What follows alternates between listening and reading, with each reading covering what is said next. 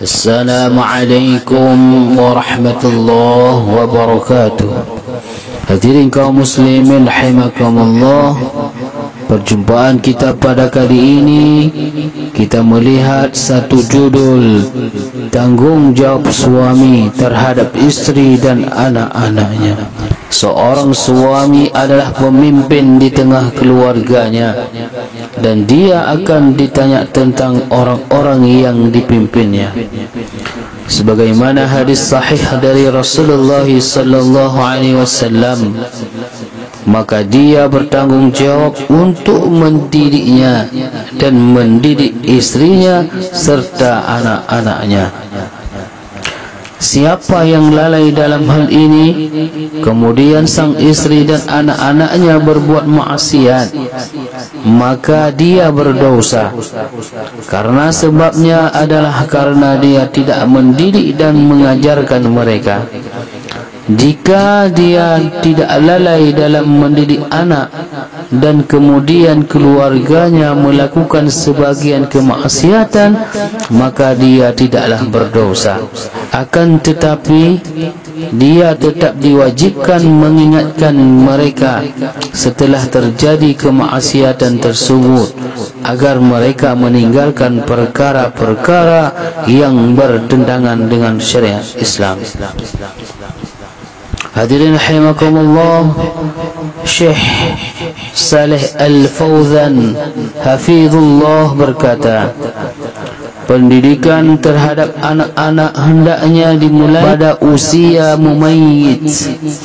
Awali dengan pendidikan agama berdasarkan sabda Nabi sallallahu alaihi wasallam, perintahkan anak-anak kalian untuk solat pada usia 7 tahun dan pukullah pada usia 10 tahun. Pisahkan tempat tidur di antara mereka. Hadis riwayat Abu Daud. Jika sang anak telah mencapai usia tamyiz, maka ketika itu bapaknya diperintahkan untuk mengajarkannya dan mendidikannya dengan cara mengajarkan Al-Quran dan beberapa hadis. Jika sang anak telah mencapai usia tamyiz, maka ketika itu bapaknya diperintahkan untuk mengajarkannya dan mendidiknya dengan cara mengajarkan membaca Al-Quran dan beberapa hadis-hadis. Juga hendaknya dia mengajarkan sang anak hukum-hukum syariat yang sesuai dengan usia anak-anak. Misalnya mengajarkannya bagaimana cara berwudu, bagaimana salat, kemudian mengajarkannya zikir untuk tidur, ketika bangun tidur, ketika makan dan minum dan lain sebagainya.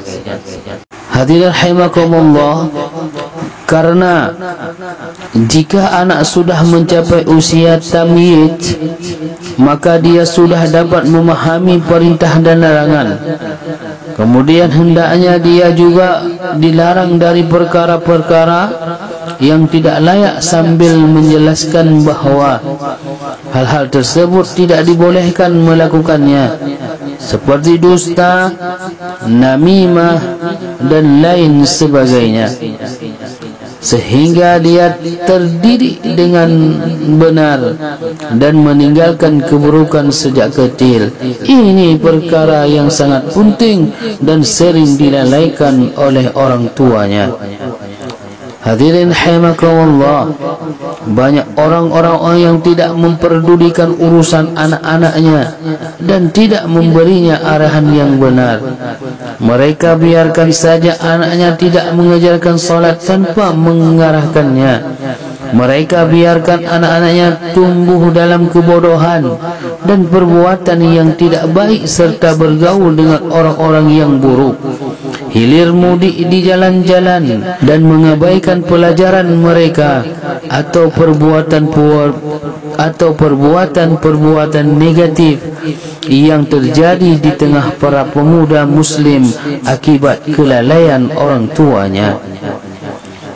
Hadirin rahimakumullah yang berbahagia, mereka akan ditanyakan tentang masalah ini karena Allah menyerahkan tanggung jawab terhadap anak-anaknya di pundak mereka. Rasulullah sallallahu alaihi wasallam bersabda, "Perintahkan anak-anak kalian untuk melakukan solat pada saat usia mereka 7 tahun dan pukullah mereka pada usia 10 tahun. Ini merupakan perintah dan tugas bagi orang tua. Maka siapa yang tidak memerintahkan anak-anaknya melakukan solat, dia telah bermaksiat kepada Nabi sallallahu alaihi wasallam dan melakukan perbuatan yang diharamkan serta meninggalkan kewajiban yang diperintahkan Rasulullah sallallahu alaihi wasallam." Hadirin rahimakumullah, Rasulullah sallallahu alaihi wasallam bersabda, "Setiap kalian adalah pemimpin dan setiap kalian akan ditanya tentang orang-orang yang dipimpinnya." Hadis riwayat Bukhari dan Muslim. Sebagian orang tua ironisnya sibuk dengan urusan dunianya dan tidak memperdulikan anak-anaknya. Mereka tidak menyisihkan waktu untuk anak-anaknya. Akan tetapi seluruh waktunya hanya untuk dunia. Ini merupakan bahaya yang besar dan banyak terjadi di negeri-negeri Islam yang dampaknya sangat negatif terhadap pendidikan anak-anak mereka. Maka sesungguhnya mereka tidak mendapatkan kebaikan baik untuk agama maupun dunianya. La haula wa la quwwata illa billahil aliyyil azim. Hadirin rahimakumullah yang dimuliakan oleh Allah Subhanahu wa taala, mudah-mudahan kajian yang singkat ini bisa manfaat untuk kita semua dan mencoba kita tetap tanggungjawab suami terhadap isteri dan anak-anaknya. Mudah-mudahan kita diberikan rahmat dan hidayah oleh Allah Subhanahu wa taala. Wallahu alam. Akhirul kalam, hadanallahu wa iyyakum ajma'in. Wassalamu alaikum warahmatullahi wabarakatuh.